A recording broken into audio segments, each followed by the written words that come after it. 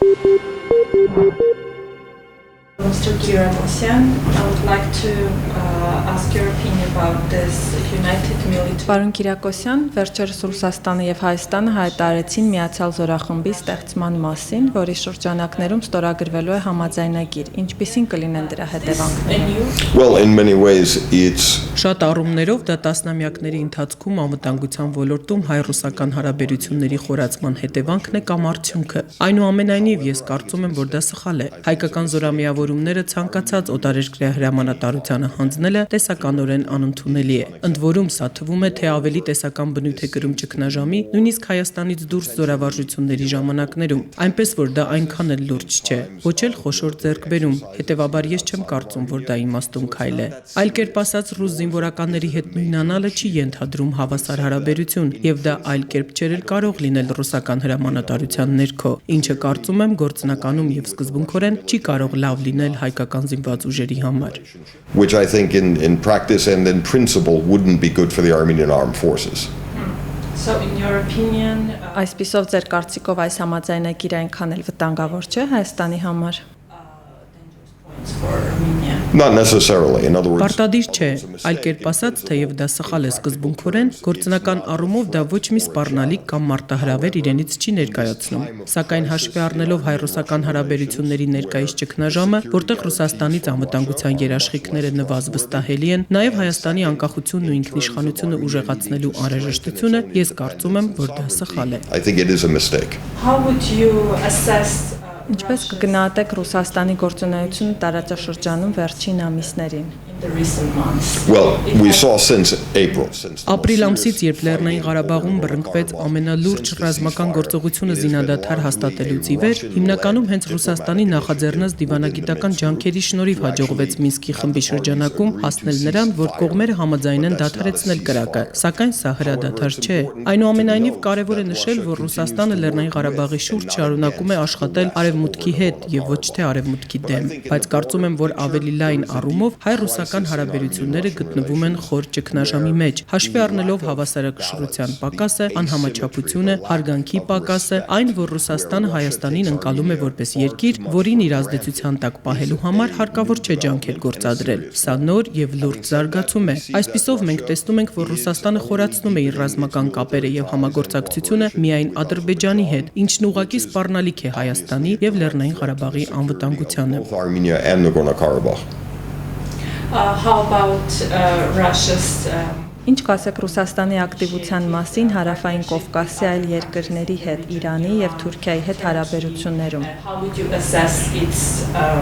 this kind of activity? Well, in a strategic sense, the restoration Ռազմավարական առումով Ռուսաստանի եւ Թուրքիայի միջև հարաբերությունների վերականգնումը ըստ էության մեղմացնում են ճգնաժամի պայմաններում Հայաստանի մարտահրավերներից մեկը, որը երկու կողմերի արանքում հայտնվելու վտանգն էր։ Բացի այդ, Ռուսաստանը հիմա օգտագործում է Իրանը որպես ռազմական բազա Սիրիայում իր գործողությունների համար, եւ դա նույնպես նվազեցնում է Հայաստանի կարեւորությունը, քանի որ մինչեւ այդ Ռուսաստանը Հայաստանին էր դիտարկում որպես պոտենցիալ հարթակ կամ բազա։ Սա նշանակում է, որ առավել մեծ համապատկերում Հայաստանը կարող է կրկնել պատմության սխալները ու շատ ավելի մեծ տերությունների, այդ թվում Իրանի, Ռուսաստանի եւ Թուրքիայի մրցակցային բախումների զոհ դառնալ։ Մյուս դասը պատմությունից այն է, որ երբ Ռուսաստանն ու Թուրքիան սերտորեն համագործակցում են, մենք միշտ ուժում ենք, այնպես որ վտանգն իսկապես առկա է։ closely working together, we always suffered. So there is a danger. Իսկ ինչ նոր տարածաշրջանային փոփոխություններ եւ միտումներ եք կանխատեսում հարավային Կովկասում։ Well, in terms of trends, we see the Իրանը կրկին ներգրավում է տարածաշրջանային գործընթացներին, ինչը նոր հնարավորություններ է ստեղծում Հայաստանի համար։ Իրական մարտահրավերն այստեղ այն է, թե Ռուսաստանը որքանով Հայաստանին թույլ կտա խորացնել իր հարաբերությունները Իրանի հետ։ Բացի այդ, հետաքրքիր է, որ հուլիսին Թուրքիայում հեղաշրջման փորձից հետո Թուրքիան շատ ավելի թույլ դիրքեր ունի այսօր, եւ ընդհանրապես տարածաշրջանային համատեքստում Հայաստանի դիրքերը ավելի ուժեղ են։ Չնայած բացասական միտումներին Հայաստանը եւս մեկ անգամ ցույց տվեց, որ շատ ավելի կայուն եւ կանխատեսելի պետություն է տարածաշրջանում, ինչը չի կարելի ասել Ադրբեջանի եւ նույնիսկ Վրաստանի մասին։ regional state, unlike Azerbaijan and even Georgia.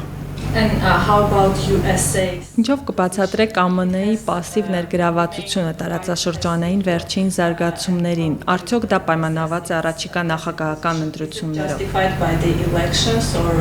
Well, it's a deeper trend where the United States has been Դա ավելի խոր միտում է։ Միացյալ Նահանգները արդեն երկար ժամանակ է ակտիվություն չի ցուցաբերում այս տարածաշրջանում եւ նույնիսկ ավելի լայն տարածաշրջանում։ Այս պահին դա հասկանալի է, բայց մենք արևմուտքի ներգրավվածության առումով պետք է ձգտենք ոչ թե դեպի ԱՄՆ, այլ Եվրամիություն, հատկապես Եվրամիության հետ Հայաստանի խորացող հարաբերությունները հաշվի առնելով։ Այսպիսով Հայաստանը կխուսափի այս տարածաշրջանում Ամերիկայի եւ Ռուսաստանի միջև մրցակցությունը ել ավելի մեծացնելուց եւ այս առումով Հայաստանը շատ ավելի խելացի է, քան ասենք Վրաստանը, քանի որ բացառում է ՆԱՏՕ-ին կամ նույնիսկ Եվրամիությանը անդամակցելը, խուսափելով Մոսկվային անտեղի գործողությունների դրդելուց։ Այնուամենայնիվ այսօր Հայաստանի համար գլոբալ մարտահրավերը ներքին խնդիրներն են, որոնք գնալով խորանում են եւ շատ ավելի կարեւոր են, քան արտաքին մարտահրավերները։ At the end of the day, the big challenge for Armenia is increasingly internal and domestic and much less foreign or external. recently their meetings took place with Վերջին օրերին տեղի ունեցած բարձրաստիճան հանդիպումներից հետո որևէ առաջընթաց կա Լեռնային Ղարաբաղի բանակցային գործընթացի շուրջ։ resolution after these meetings. Well, clearly no, there is no. Ակնհայտ է, որ ոչ, չկա առաջընթաց, սակայն վտանգը փոքրինչ նվազել է, այլ կերպ ասած տարբերությունը այն է, որ ներկայիս նոր համատեքստում Հայաստանը շատ ուշ հասկացավ անվտանգության ոլորտում Ռուսաստանի հետ իր հարաբերությունների սահմանները, ինքնաբավության անհրաժեշտությունը եւ այն փաստը, որ Հայաստանը միայնակ է իր եւ Լեռնային Ղարաբաղի անվտանգությունը երաշխավորելու հարցում։ Սա լավ, կարևոր գիտակցում է։ Ռուսաստանի նախագահ Վլադիմիր Պուտինը առաջինը հանդիպեց Իրանի նախագահին եւ Ալիևին, ապա Էրդողանին եւ վերջում միայն նախագահ Սարգսյանին։ Սա ամրապնդեց Հայաստանում ձևավորված նոր քաղաքականությունը, չհանձնվել Ռուսաստանին ինքնաբերաբար եւ մի քիչ ավելի համառորեն պայքարել Հայաստանի ազգային շահերը պաշտպանելու համար։ Not to surrender and submit to Russia automatically, and actually to fight a little harder to defend Armenian national interests. Russia is a Որպես Հայաստանի ռազմավարական դաշնակից, ինչպիսի դիվանագիտություն է վարում Ռուսաստանը Լեռնային Ղարաբաղի հարցում։ this conflict. In Well, Karabakh conflict. in many ways, Russia is doing what's in Russia's national interest. That should Ռուսաստանն անում է այն, ինչ բխում է Ռուսաստանի ազգային շահերից։ Դա չպետք է զարմացնի մեզ։ Ռուսաստանը Ադրբեջանի համար մեկ սպառազինությունների մատակարարն է։ Այն ավելի ու ավելի ադրբեջանամետ է դառնում, ճնշում գործադրելով Հայաստանի նկատմամբ տարածքների վերադարձի առումով։ Հետևաբար հարաբերությունները անվտանգության ոլորտում գերկախվածությունը Ռուսաստանից ամենահրատապ լուծում պահանջող խնդիրներն են Հայաստանի համար։ needs to be addressed with urgency.